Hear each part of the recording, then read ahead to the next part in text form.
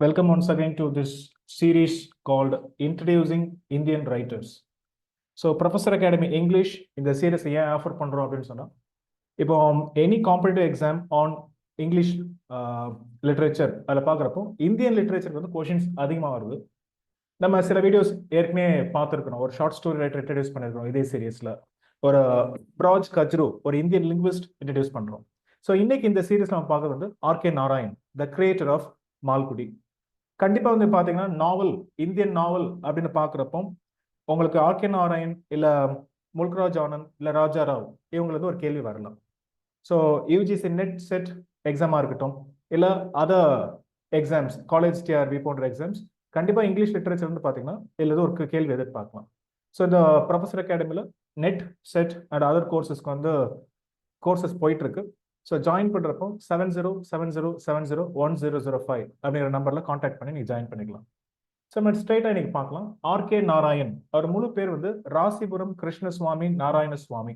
பிறந்தது மெட்ராஸில் 1906. ஒரு பீக் அப்படின்னு பார்த்தா 1960 வந்து பார்த்தீங்கன்னா அவருக்கு வந்து சாகித்ய அகாடமி அவார்டு வந்து கொடுத்தாங்க. இவர் தான் வந்து இந்தியாவில் ஃபர்ஸ்ட் ரெசிபியன்ட், ஒரு நாவலிஸ்டா. அப்போதான் அந்த ஒர்க், அந்த சாகித்ய அகாடமி அவார்டு இன்ட்ரடியூஸ் பண்றாங்க. அப்போ first recipient of that award அப்படின்னா ஆர்கே நாராயண் தான். தன்னோட ஒர்க்கான த கைடு அப்படின்னு சொல்லிட்டு வாங்குறாரு 1958. ரைட்டா. அப்புறம் 2000 பார்த்தீங்கன்னா Padma Vibhushan, there are also other accolades வாங்கியிருக்கிறார். ஃபர்ஸ்ட் என்ன பார்ப்போம், அவரோட நாவல்ஸ் பார்ப்போம். 1935 அவரோட முக்கியமான ஒர்க்கான சுவாமி அண்ட் ஃப்ரெண்ட்ஸ் பப்ளிஷ் ஆகுது. ஃபர்ஸ்ட் வந்து இனிஷியலாக அவருக்கு வந்து பப்ளிஷர்ஸ் கிடைக்கல. அப்புறம் இங்கிலீஷ் ரைட்டரான கிரஹாம் கிரீன், அவர் பார்த்தீங்கன்னா ஹாமிஷ் ஹாமில்டன் அப்படிங்கிற ஒரு பப்ளிஷர் வந்து இவருக்கு ஏற்பாடு பண்றாரு. அவங்க தான் பப்ளிஷ் பண்றாங்க. ஸோ இதுல தான் வந்து அவர் மால்குடி அப்படிங்கிற ஒரு ஃபிக்ஷனல் டவுன் அதை உருவாக்குறாரு.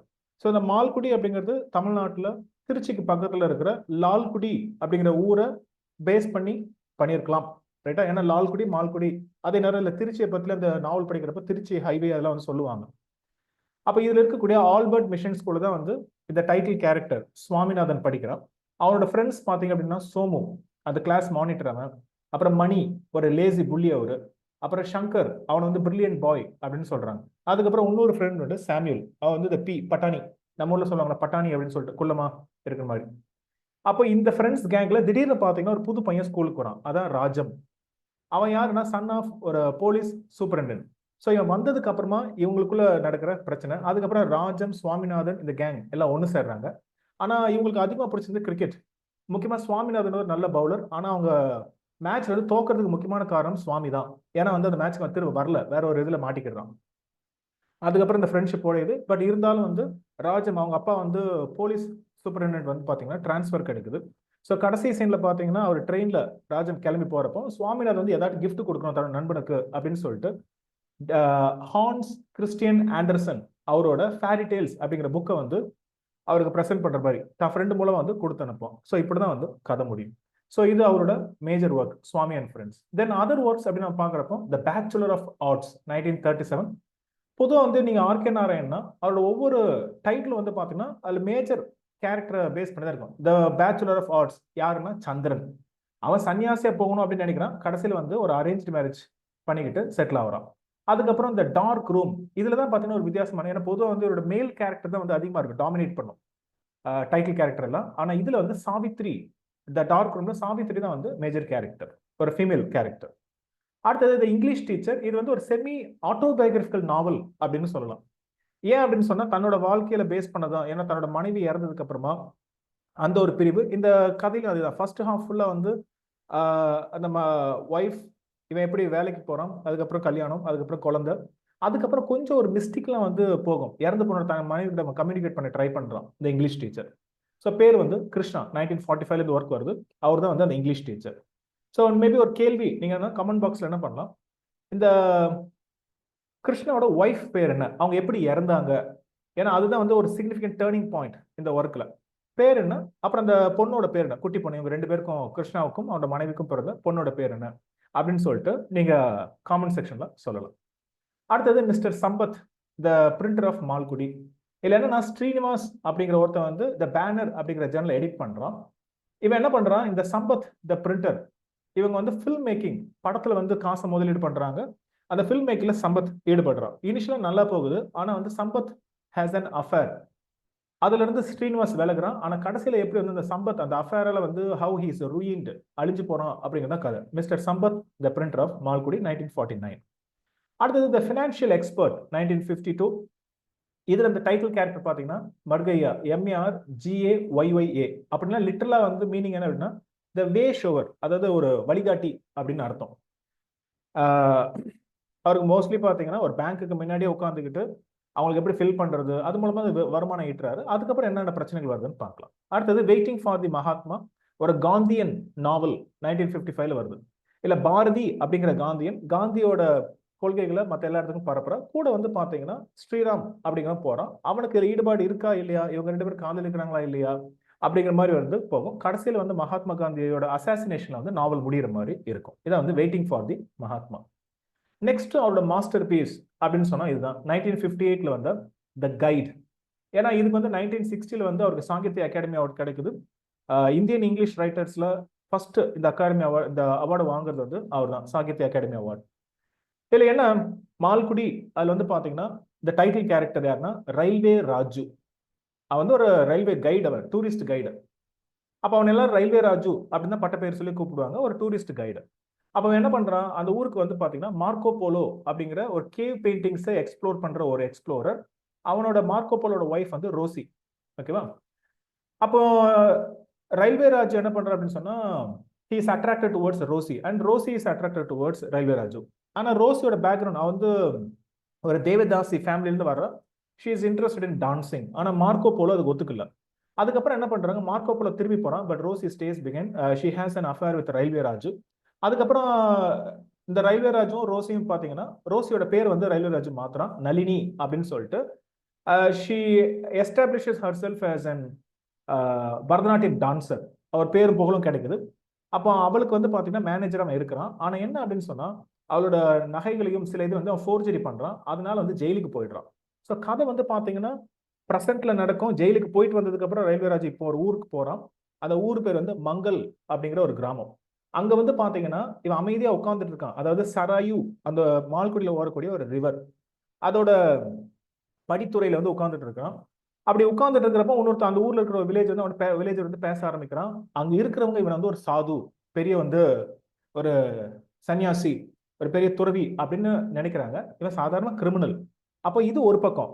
அடுத்த இந்த சாப்டர் பாத்தீங்கன்னா அவனோட பிளாஷ்பேக், அதாவது மார்க்கோ போலோ, ரோசி எப்படி மால்குடி வந்தாங்க, எப்படி இந்த அஃபேர் ஸ்டார்ட் ஆச்சு. ஸோ ஒரு சாப்டர் ப்ரெசென்ட், ஒரு சாப்டர் பாஸ்ட் அப்படிங்கிற மாதிரி போகும். கடைசியில வந்து இந்த மங்கள் கிராமத்துல வந்து வறட்சி அதிகமா வருது, ட்ராட். அப்போ அதுக்காக வந்து இவ்வளவு நேரம் போலியா ஏமாத்தின இந்த சுவாமிஜி, ஒரு ஹோலி மேன், நிஜமாவே அவங்களுக்காக வந்து ஒரு விரதம் இருக்கிறானா, உண்ணாவிரதம் இருந்து மழையை வர வைக்கிறானா இல்லையா, கைண்ட் ஆஃப் ஒரு ஓப்பன் எண்டிங். ஏன்னா கடைசியில் வந்து பாத்தீங்கன்னா அவனுக்கு காலுக்கு அடியில, மண்ணுக்கு அடியில வந்து கால் இருக்கிற மாதிரியும் அதுல நீர் வர்ற மாதிரி ஒரு சிக்னிஃபிகன்ட் இருக்கும். இல்ல மயக்கப்பட்டு ஒருவேளை he is going to die, we don't know. ஒரு ஓப்பன் எண்டிங்கா வந்து இந்த நாவல் முடியுது. ஸோ அட்லீஸ்ட் he had a change of heart. கடைசியில் ஒரு மனமாற்றம், ஒரு நடிக்க போறான். ஆனா நிஜமாவே வந்து அவங்களுக்காக என்ன பண்றான், அந்த ஊர் மக்களுக்காக வந்து பாத்தீங்கன்னா ஒரு துறவையா வந்து மாறுற மாதிரி இருக்கு. தென் அதர் ஒர்க்ஸ் பாத்தீங்கன்னா 1961 வந்து the man eater of Malgudi. இதுல முக்கியமான 2 கேரக்டர். ஒன்னு வந்து வாசு, ஒரு டாக்ஸி டெர்மிஸ்ட். யார் இந்த டாக்ஸி டெர்மிஸ்ட்? பொதுவா வந்து இந்த மிருகங்கள்லாம் இறந்து போச்சு அப்படின்னு சொன்னா அதுல உள்ள இருக்கிறலாம் பார்ட்ஸ்லாம் ரிமூவ் பண்ணிட்டு அதை ட்ரைவ் பண்ணி ஒரு ஷோகேஸ்க்கு வைப்பாங்க. நீங்க மியூசியம்ல பார்க்கலாம். அப்படியே ஒரு புலியை வந்து தத்ரூபமா வந்து பாத்தீங்கன்னா ஸ்டஃப் பண்ணி வச்சுப்பாங்க. ஒரு ஸ்டஃப்ட் அனிமலா இருக்கும். அதுக்கு பேர் போனவன் இவன், ரைட்டா? அப்போ இந்த ஊர்ல இருக்கக்கூடிய பிரிண்டர் வந்து நடராஜ். அப்போ அந்த ஊர்ல இருக்கிற டெம்பிள் எலிஃபென்ட் பேரு குமார். அப்போ இந்த எலிஃபென்ட்டை கொன்னு அதை வந்து இதே போல வந்து ஒரு ஸ்டஃப்டு பீங்கா மாத்தணும் அப்படின்னு வாசு நினைக்கிறான். பட் அவன் கையாலே அவன் இறந்து போறான். ஏன்னா வந்து இது ஒரு மித்தை பேஸ் பண்ணி இவர் எழுதுறாரு. அந்த மித்துல வந்து பாத்தீங்கன்னா அதுல இருக்கிற ஒரு அரக்கனுக்கு வந்து அவன் கை பவர்ஃபுல், அவனே அவன் தொட்டுக்கிட்டானா அவன் இறந்து போயிடுவான். அதே போல இவன் என்ன பண்ணுவான், ஒரு மஸ்கிட்டோ வந்து தலையில நிற்கும், அதை அடிக்க போய் இவன் கை அவ்வளவு ஸ்ட்ராங்கா இருந்து இவனே அவங்க மண்டையை அடிச்சு சாவற மாதிரி முடியும். அப்படிதான் அந்த டாக்ஸி டெர்மிஸ்ட் வாசு இறக்குறான். இதனால வந்து நடராஜ் மேல வந்து இவன் இடத்துல தான் அவன் இறந்துருக்கான், அப்ப இவன் என்ன பண்ணிருப்பான் அப்படிங்கிற மாதிரி காசிப் அதிகமாகுது. ஸோ அப்படிதான் வந்து நாவல் முடியுது. ரைட்டா? அடுத்தது த வெண்டர் ஆஃப் ஸ்வீட்ஸ். இது வந்து 1967 வருது. இல்ல டைட்டில் கேரக்டர் ஜெகன் அப்படிங்கிற ஒரு Gandhian. Then other novels, painter of science 1977. நான் ஏற்கனவே சொன்ன மாதிரி அவரோட நாவல்ஸ் எல்லாமே பார்த்தீங்கன்னா டைட்டில் கேரக்டர் வந்து பார்த்தீங்கன்னா மேஜர் கேரக்டர் பேஸ் பண்ணியிருக்கோம். அப்போ இந்த பெயிண்டர் ஆஃப் சயின்ஸ் இதுல யார் மேஜர் கேரக்டர், அது யார் குறிக்குது, யார் அந்த சைன் பெயிண்டர் அப்படின்னு சொல்லிட்டு காமெண்ட்ஸ்ல நீங்க சொல்லலாம்.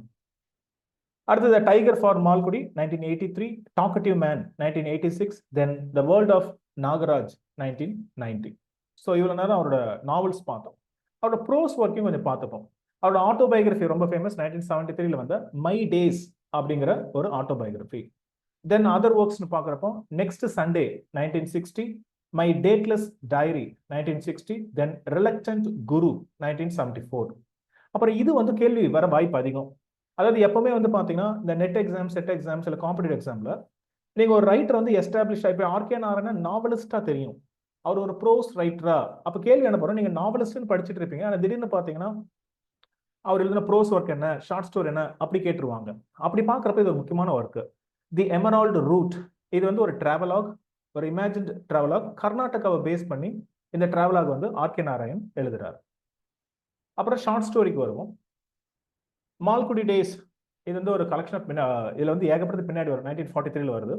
மேஜர் கலெக்ஷன்ஸ் பார்க்குறப்போ and astrologer's day and other stories 1947. அதுல இருக்கிற முக்கியமான ஷார்ட் ஸ்டோரிஸ் இதெல்லாம்: gateman's gift, a snake in the grass, the doctor's word, engine trouble, the missing mail. முக்கியமாக இந்த இன்ஜின் ட்ரபிள் அதிகமாக வந்து பார்த்தீங்கன்னா உங்களுக்கு காலேஜ் ஸ்கூல்ல வந்து ப்ரிஸ்கிரைப் பண்ணதா பார்த்துருக்கலாம். அது ஒரு லாட்ரியில வந்து பார்த்தீங்கன்னா ஒருத்தருக்கு வந்து ஒரு ரோட் இன்ஜின், ரோட் ரோலர் கிஃப்டா கிடைக்குது. அதனால வரக்கூடிய பிரச்சனைகள் அவன் வாழ்க்கையில அதை பத்தி ட்ரேஸ் பண்ற ஷார்ட் ஸ்டோரி தான் வந்து engine trouble. Then a horse and two goats 1970. பொதுவாக வந்து இந்த ஒரு ஒர்க்கை வந்து எல்லாரும் பேசக்கூடிய ஒரு ஷார்ட் ஸ்டோரியா இருக்கு. இது வந்து ஷார்ட் ஸ்டோரி கலெக்ஷன். அதுல இருக்க அந்த டைட்டில் ஸ்டோரி என்னன்னா, கிரீடம் அப்படிங்கிற ஒரு வில்லேஜ். கிரீடம்னா தெரியும், தமிழ்ல வந்து உங்களுக்கு கிரவுன் இல்லையா. அதுல முனி அப்படிங்கிற ஒருத்தன் அவன் ஆடு மேய்க்கிறான்.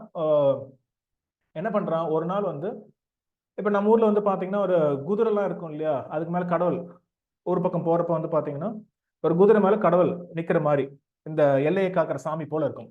அந்த ஒரு சிலைக்கு பக்கத்துல ஒரு கிளே ஹார்ஸ் இருக்கு. அதுக்கு பக்கத்துல உட்காந்துட்டு ஆடு மேய்ச்சிட்டு இருக்கான். திடீர்னு அந்த பக்கம் வந்து ஒரு ரெட் ஃபேஸ் மேன், அதாவது ஒரு US business man, coffee business அவன் பண்றான். ஒரு மிஸ் அண்டர்ஸ்டாண்டிங். ஸோ பொதுவாக வந்து ஒரு போஸ்ட் கொலோனியல் சுச்சுவேஷன்ல பார்க்கலாம், ஒரு நேட்டிவ் அண்ட் ஃபாரினர் அப்படிங்கிற மாதிரி. ஏன்னா இது வந்து ஒரு யூஎஸ் தான். அவன் என்ன பண்றான், யூஎஸ் பிசினஸ் மேன் வந்து இவங்கிட்ட சொல்றான், அவன் என்ன நினைச்சுக்கிறான், இந்த குதிரை வந்து இவன் நினைச்சுக்கிறான். இவன் என்ன நினைக்கிறான், தன்னோட ஆட்டுக்குட்டிங்க 2 இருக்கு, அதை தான் அவன் பேரம் பேசுறான் அப்படின்னு நினைச்சுக்கிறான். ஸோ அவன் இடத்துல 100 ரூபா கொடுத்துட்டு போறான். முனி என்ன நினைச்சுக்கிறான், இந்த 100 ரூபா வந்து என்னோட ஆட்டுக்குன்னு நினைச்சுக்கிறான். அவன் என்ன நினைச்சுக்கிறான், இந்த குதிரையை வந்து நம்மளுக்கு வித்துட்டான் அப்படின்னு அவன் வந்து அதை கழட்டியே எடுத்துட்டு போறான். இந்த ஒரு மிஸ் அண்டர்ஸ்டாண்டிங், இதனால வரக்கூடிய ஒரு லைட் ஹியூமர். ஏன்னா அவன் கடைசியில் வீட்டுக்கு போறப்ப அவன் ஆட்டுக்குட்டி 2 வீட்டுக்கே போயிடும். அப்போ ஒய்ஃப் சொல்லுவாங்க, எங்க போய் இந்த பணத்தை திருடுன நீ அப்படின்னு சொல்லிட்டு அவன் சத்தம் போடுற மாதிரி கதை முடியும். அந்த யூஎஸ் பிசினஸ் மேன் என்ன வண்டியை நின்று போயிருக்கிறோம், அப்புறம் ஒரு வண்டி கிராஸ் பண்றப்ப அவங்க கிட்ட பெட்ரோல் வாங்கி போட்டு இது அப்படியே சிலைய எடுத்து வச்சு தூக்கிட்டு போற மாதிரியான ஒரு கதை தான் வந்து A Horse and the Two Goats.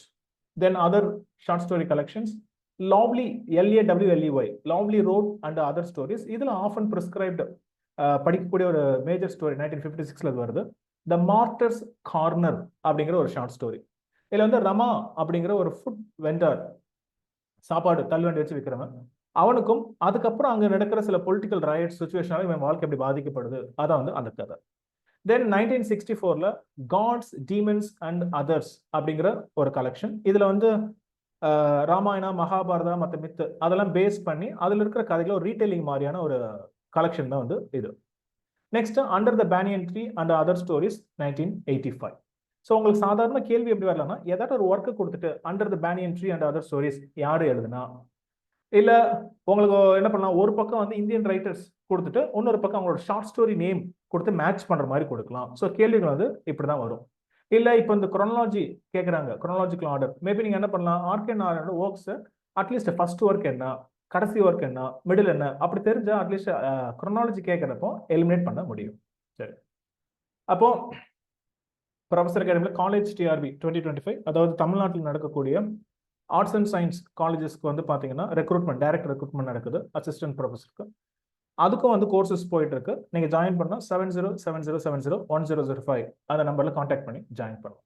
So இப்போ வந்து ஆர்கே நாராயணன் பத்தி சில கேள்விகள் நெட் எக்ஸாம்ஸ்ல வந்திருக்கு, அதை வந்து நம்ம பார்க்க போறோம். So test your self. இந்த செக்ஷன்ல ஒரு கேள்வி இருக்கும், நீங்க ஆன்சர் பண்ணுங்க. Who among the following Indian writers in English has created an identifiable imagined locale? ரொம்ப டைரக்டான கேள்வி. இது வந்து நெட் ஜூன் 2011 வந்து வந்துச்சு. A Mulk Raj Anand, B Rajaram, C RK Narayan, D Anita Desai. So இது ரொம்ப டைரக்டான கேள்வி. இதுக்கு வேற மாதிரி கூட கேட்டிருக்கலாம். ஆன்சர் வந்து எல்லாருக்கும் தெரியும், ஆர்கே நாராயண். அதாவது இமேஜின் லொக்கேல் வந்து மால்குடி. மால்குடி அப்படிங்கிற ஒரு கற்பனை நகரத்தை உருவாக்குனது வந்து ஆர்கே நாராயண். ஸோ அப்போ 2011 வந்து இது மாதிரி கேள்வி. இப்போ வந்து இந்த கேள்வி ஓரளவுக்கு படிச்சவங்களுக்கு எல்லாருக்குமே வந்து தெரியும். அடுத்து இந்த கேள்வி வந்து நீங்க பார்த்து எலிமினேட் பண்ணி நீங்க ஆன்சரை கண்டுபிடிச்சிடலாம். which among the following is correct in the context of R K Narayan? உங்களுக்கு 5 ஸ்டேட்மெண்ட் கொடுத்துருக்காங்க. ஃபர்ஸ்ட் அதை படிங்க. அதுல வந்து எந்த ஆப்ஷன்ஸ்லாம் கரெக்ட் அப்படின்னு சொல்லிட்டு நீங்க ஐடென்டிஃபை பண்ணணும். Number 1, his guide is an open-ended novel. இது statement number 1. B, most of the characters of his novels are from elite society section of society. உண்மையா? இது வந்து B. C, he wrote a short story titled The Martyr's Corner. D, he received the Booker Prize for his novel The Vendor of Sweets. E, Malgudi is a real life city in Karnataka. இந்த கேள்வி வந்து பார்த்தீங்கன்னா net எக்ஸாம்ல December 2022 வந்து கேட்ட கேள்வி. First நீங்க பார்த்தீங்கன்னா ஏ வந்து எல்லா ஆப்ஷன்ஸ்ல இருக்கு. ஃபர்ஸ்ட் இது மாதிரி வர்றப்போ ஃபர்ஸ்ட் ஆன்சர் கவனிங்க. ஏ பார்த்தீங்கன்னா எல்லாத்துலயும் இருக்கு. அது யாரும் ஹிஸ் கைட், அது ஒரு ஓப்பன் எண்டட் நாவல். அந்த ரயில்வே ராஜு வந்து கடைசியில் அந்த மலைக்காக வந்து வேண்டி இருக்கிறான், அவன் இறந்துட்டானா, மனம் மாறிட்டானா, அப்படி ஓப்பன் எண்டிங்கா முடிச்சுட்டு போயிட்டார். அப்போ ஏவை வச்சு நம்மளால டிசைட் பண்ண முடியல. அடுத்தது பார்த்தீங்கன்னா எல்லா ஆப்ஷன்லையும் சியும் இருக்கு. சி என்னது? He wrote a short story titled The Martyr's Corner. அது உங்களுக்கு தெரிஞ்சிருக்கணும் அவசியம் இல்லை. பட் ஆனால் பார்த்தீங்கன்னா எல்லா ஆப்ஷன்ஸுமே சியும் இருக்கு. இப்போ நீங்க பண்ண வேண்டியது எப்படி எலிமினேட் பண்ணலாம். இப்போ தேர்ட் வந்து கரெக்டா. Most of the characters of this novels are from elite. Elite கிடையாது. நம்மளுக்கு நல்லா தெரியும் ஆர்கே நாராயண் சாதாரண ஆடு மேய்க்கிறவன், இல்லை வந்து உணவு வைக்கிறவன், இல்லை வந்து உங்களுக்கு பார்த்தீங்கன்னா பெயிண்டர், சைன் பெயிண்டிங் வரைகிறவன். அப்போ அந்த ஆப்ஷன் கிடையாது. அப்போ நீங்கள் ஆப்ஷன் ஏவை வந்து எலிமினேட் பண்ணிடலாம். ஏன்னா ஆப்ஷன் ஏ என்னது? ஏ பி சி. கண்டிப்பாக பி வர வாய்ப்பு இல்லை. சாதாரண பாமர மக்களை பற்றியும் இவரோட கதைகள் இருக்கு. அப்போ ஆப்ஷன் ஏ எலிமினேட் பண்ணியாச்சு. அடுத்தது டிக்கு வருவோம். He received the Booker Prize for his novel The Vendor of Sweets. Booker பிரைஸ்லாம் அவர் வாங்கல. அப்போ சியும் வந்து எலிமினேட் பண்ணிடலாம். ஏ சி டி கிடையாது. இப்போ வந்து பியா டியா டேர்னிங், அதாவது எது குரூஷியல்னா இ அப்படிங்கிற ஆப்ஷன். ஏன்னா பி வந்து பார்த்தீங்கன்னா ஏ அண்ட் சின்னு கொடுத்துருக்காங்க. டி வந்து ஏ சி அண்ட் இன்னு கொடுத்துருக்காங்க. அப்போ ஏசி கன்ஃபார்ம். இ வருமா வராதா அது தெரிஞ்சதுன்னா ஆன்சர் வந்து கிளிக் பண்ணிடலாம். அப்ப இ என்ன கொடுத்துருக்காங்க? Malgudi is real life city இன் கர்நாடகா. அது ரியல் லைஃப் சிட்டி கிடையாது. அதுவே வந்து ஆப்ஷன் இல்லை. ஏன்னா அது ஒரு ஃபிக்ஷனல் சிட்டி. முக்கியமா வந்து தமிழ்நாட்டில் திருச்சிக்கு பக்கத்தில் இருக்க ஒரு லால்குடி அப்படிங்கிற நகரத்தை பேஸ் பண்ணி அவர் எழுதுன மாதிரி தான் தோணு தவிர அது வந்து ரியல் லைஃப் சிட்டி கிடையாது. அப்ப அந்த ஆப்ஷன் எலிமினேட் பண்ணீங்கன்னா ஆன்சர் வந்து பி, ஏ அண்ட் சி. அதாவது his guide is an open ended novel. C வந்து he wrote a short story title the martyr's corner. So இதுதான் வந்து ஆன்சர். நெக்ஸ்ட் இந்த கேள்வி வந்து நீங்க ஆன்சர் பண்ணுங்க. In RK Narayan Swami and friends, which game offer Swami the best kind of emotional release from the strains and pressures of disagreeable circumstances. So இது வந்து NET July 2008 கேட்கப்பட்ட கேள்வி. ஆப்ஷன்ஸ் வந்து A cricket, B football, C tennis, D hockey. So இதோட answer வந்து நீங்க comment செக்ஷன்ல போடுங்க. சுவாமி அவனுக்கு பிடிச்ச கேம் என்ன, அது எப்படி வந்து அவனுக்கு ரிலீஃபா இருக்கு அப்படின்னு சொல்லிட்டு. ரைட்டா? ஸோ நீங்கள் என்ன பண்ணலாம், ஆர்கே நாராயணோட இந்த நாவல்ஸ் இல்லை இந்த ஷார்ட் ஸ்டோரிஸ், ப்ரோஸ் இதை இன்னும் கொஞ்சம் டீட்டெயில்டாக படிச்சுட்டு இதுக்கு முன்னாடி இருக்கிற ப்ரீவியஸ் இயர் கொஸ்டின் பேப்பர்ஸ் அதெல்லாம் நீங்கள் என்ன பண்ணலாம், ஆர்கே நாராயணை பற்றி இன்னும் என்னென்ன கேள்விகள்லாம் வந்திருக்கு அப்படின்னு சொல்லிட்டு நீங்கள் ஆன்சர் பண்ணீங்கன்னா ஓரளவுக்கு வந்து பார்த்தீங்கன்னா ஆர்கே நாராயணை பற்றி கேள்வி வந்தால் நீங்கள் ஈஸியாக வந்து ஆன்சர் பண்ண முடியும். சரியா? ஸோ இந்த சீரீஸ்ல வந்து பார்த்தீங்க அப்படின்னு சொன்னால் உங்களுக்கு இந்தியன் லிட்ரேச்சர்ல நீங்கள் தரவாக இருக்கணும் அந்த எய்ம் வச்சுக்கிட்டு தான் இந்த சீரீஸ் நடத்தப்படுது. So trust yourself, you are well prepared அப்படின்னு சொல்லிட்டு தான் நீங்கள் எக்ஸாமுக்கு வந்து போகணும். ஸோ இதே போல வாரம் வந்து பார்த்தீங்கன்னா இந்தியன் லிட்ரேச்சர்ல ஒரு முக்கியமான ரைட்டர் அவரோட ஒர்க்ஸ், அவரோட கான்ட்ரிபியூஷன் வந்து பார்த்துட்டு இருக்கோம். ஸோ நெக்ஸ்ட் வீக்கும் வரும். அதனால வந்து ப்ரொஃபசர் அகாடமி இங்கிலீஷ் அப்படிங்கிற இந்த யூடியூப் சேனலை நீங்கள் சப்ஸ்கிரைப் பண்ணலாம். வாரம் வந்து ஒரு புது ரைட்டர் இதுவே வந்து பார்த்தீங்கன்னா நீங்கள் கலெக்ட் பண்ணீங்கன்னா இந்தியன் லிட்ரேச்சருக்கு போதுமானதாக இருக்கும். ரைட்டா? பார்க்கலாம்.